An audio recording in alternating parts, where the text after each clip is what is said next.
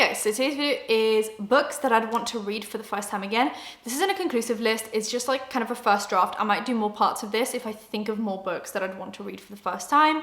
I skipped out one series that I'm going to mention at the end because it's controversial. So I just don't want to give it too much airspace, but I do want to kind of mention something about it. So subscribe, hit that bell, like, comment for engagement, and let's get into the video. Seven Husbands of Evelyn Hugo is my first one. I remember reading this and I think I read it in one sitting because it was just so good. It was such a page turner. It was dual POV. It was great. It was jumping between also like present tense and past tense of talking about this, what seems to be kind of like a Marilyn Monroe inspired kind of story, or something kind of similar, like a big Hollywood star playing in movies, dealing with like the misogyny of the times, going through seven husbands. Like, it was just incredible. And the ending was just, oh my God, like tears were flying down my face. And just the fact that I read it in like one sitting, I would have just loved to now experience it again for the first time, if that makes sense. Like, I just want to experience that feeling again of being like so fascinated by a story and fascinated by a fictional character. Like, it was just amazing. I just loved it. The second one is a book that I've been hyping up all year, Verity. I would have loved to experience that again because I think I rushed through it, kind of. Like, I just put this book on without expecting too much. Like, some people are hyping it up. It was at the beginning of it being hyped up, so it wasn't really picking up that much like speed yet. It was just kind of coming along. I just thought, you know, I have nothing else to read. I'm in a reading slump. I'm just gonna put this on as an audiobook and just like go about my day. And the amount of times I just stood in the middle of my room being like, what is going on? I just wish I could start the book again, but like really take my time with it, like just really enjoy it and like take my time with it and not just putting on in the background as like a reading slump book, because oh my Lord, it was such an amazing book. Kept me on my toes the whole time. Also dual POV. There is something about dual POVs that really gets me, but only if they're done well. It's from the perspective of the author, who's the main character, and then a manuscript that she's reading because she's supposed to be finishing a book series for a wife that can't finish her series anymore for a reason, and the husband was basically looking for an author to finish the books. The author gets to live in this house and read through the wife's manuscript, and then it jumps between present tense, what's happening while she's at this house, and then the dual POV is the manuscript of the wife, and it is incredible. The ending is fascinating. Like, the whole thing is just amazing, and I would have just loved to go into it not in the middle of a reading slump and not while I'm like I'll just read whatever, I'll just put on the background, but like actually go into it being like super excited to read it, if that makes sense. Lock Every Door. I think it was an amazing idea. I think the execution was also fine. I just would have loved to read it again. The issue with this one is that I was spoilt on it. I ended up reading a spoiler by accident. So with this one, I would have loved to go into it without knowing absolutely anything about what happens. I would love to read it for the first time again because I'd like to read it without the spoiler, so I could actually go into it and be like shocked and surprised and bamboozled. Like, I still think it's a great idea, and I've been waiting for a book like this, and the idea was amazing, the execution was really good. I just wish I could have gone into it for the first time again without knowing what's gonna happen, because that kind of ruined it for me. And like, the whole time I was reading the book, I was like, I know where this is going. Like, I'm enjoying myself, but I know where this is going, and I think I just would have obviously enjoyed myself more not knowing how the book is going to end. So avoid spoilers at all costs, mainly when it comes to mystery and thrillers, because you're going to enjoy them more, obviously. So yeah, I would have just loved to not know what's going to happen in this one. The next one is something I just was reading recently, and this idea came to me because I was just enjoying myself so much that while I was reading the book, I was really thinking about how nice it would be to read it again. And that doesn't happen a lot, and when it does, you feel like a warm feeling in your chest. You're like, this is really fun. The Truly Devious series, I was reading the last one that came out, the most recent one, is book number 4. It's called The Box in the Woods, but they have Truly Devious. Oh, let me think about this. Truly Devious, The Vanishing Stair, Hand on the Wall, and The Box in the Woods. There we go. And there's a 5th one coming out. I do not know what it's called, I can't remember, but that one's coming out at the end of the year, and I'm super excited for it. But the thing about the Truly Devious series is some people go into it because it's so overhyped. People go into it expecting like an amazing, well thought out, fantastic, like mystery thriller that's gonna keep you on your toes 24/7. I always say go into expecting a cozy autumn read with a bit of mystery in it, with some fun characters, fun settings. There's a boarding school setting, and then there's a campsite, like a camping, summer camp situation setting. Just go into expecting like a nice cozy read, make yourself a hot tea, get a blanket out. Like, just don't go into it being like, this is going to change my life, and go into it being like, this will be very cozy. And if you go into it with those expectations, you're gonna really, really, really enjoy yourself. And that was me. I went into it just being like, this is gonna be cozy, this is gonna be cute, and I loved every second of it. I would love to, I actually thought about this recently, if I have time at some point before the 5th book comes out, I'd love to read all 4 again.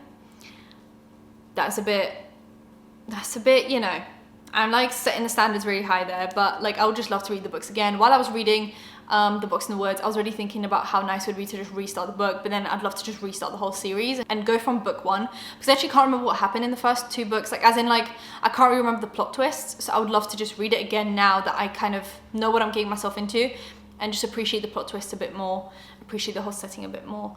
But it's just such a good series, and I hold it so close to my heart. It's just so cute and so cozy, and so, it's just really nice. The Midnight Library, I've talked about this. This book itself, just on its own, got me out of a reading slump. It was not this January, it was the January before that. I hadn't like read any books for probably 2 months, and then I just randomly put this on audiobook and I was hooked, and from that point onwards I was just reading books again. It's so good. I actually bought a new book that he has released, Matt Haig, I believe is the author's name, and I just bought a physical of this book that he's just released. But I would love to read The Midnight Library again, and once again just appreciate the twists and turns, and like not be in a reading slump. I think the first book out of a reading slump, well, the book that gets you out of a reading slump is always one that you don't really appreciate enough because you're already kind of not into reading. So when you go into it, you're kind of like, I'll just keep this on in the background. And then you slowly start getting hooked, and that's what gets you out of the reading slump. But like the first initial reading of it, you're not excited, and I would love to go into it being excited for the book because I think it's a good book.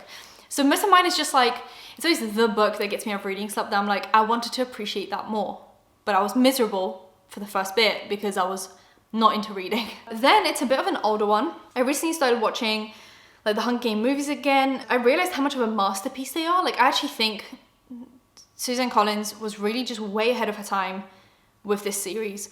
Like the fact that it still applies in 2022 and it's probably like a decade older at this point, if not more, is so good. The characters are so well fleshed out. The plot is amazing. The setting is incredible. It is just such a well thought out book, and none of the books were like better or worse. Like yeah, you can pick your favorites, but they were all really well crafted, and it didn't feel like any book was like not supposed to be there.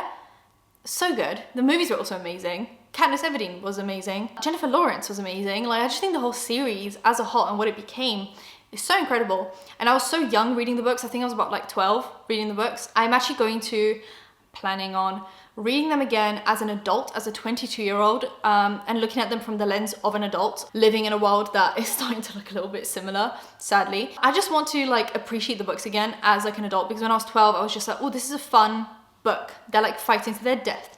Fun. But now I want to like go into it and like see all the details and like understand what Suzanne as an adult was feeling when she was writing this book, and I just want to appreciate it as an adult with more knowledge on the topics. So that's just kind of my like, and I still think the book stands.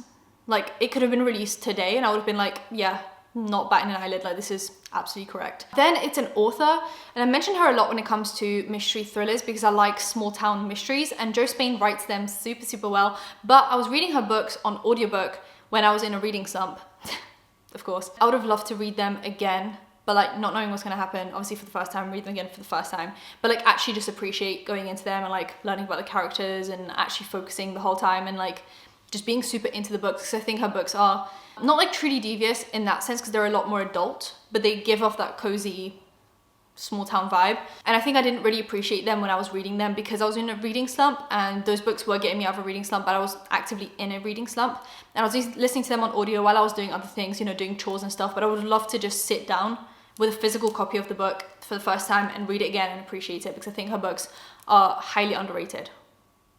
And then for a controversial one, Harry Potter, the Harry Potter series. J.K. Rowling has really just done things to the series that can't be undone. And I would love to, as a child, before she did all the shenanigans, to just read it again and just appreciate it for what it is and not feel icky reading the books, if that makes sense.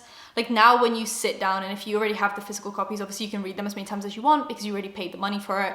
There's no point of throwing them out or burning them or whatever because she's already made the money from them. But when you sit down to read them now, in the back of your mind, there's always like a bit of a, her Twitter account, you know, like there's always something in the back of there that you're like, oh, like, just shut up. So that kind of puts you off. And when I was a child reading the books, she wasn't doing all of this shenanigans, so I could just like appreciate the book for what it was, the fantasy for what it was, the fiction for what it was.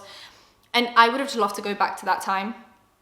So not read it for the first time now, but like read it for the first time back then and experience Harry Potter for just like the pure innocent childhood that it was. But that doesn't exist anymore. So that's why I put it at the end, because it's like a controversial one, because I wouldn't want to read it for the first time now. I would love to read it for the first time back then when I read them for the first time. So that's a bit of a sad one to end things on, because it sucks when someone ruins like a childhood thing, right? Everyone has like a thing that's just been ruined by someone. So anyway, that's that one. Let me know your guys' is like, I would love to read this for the first time again for many different reasons. Let me know the reasons. Subscribe with the bell, comment for engagement. I'll see you in my next one. Bye guys.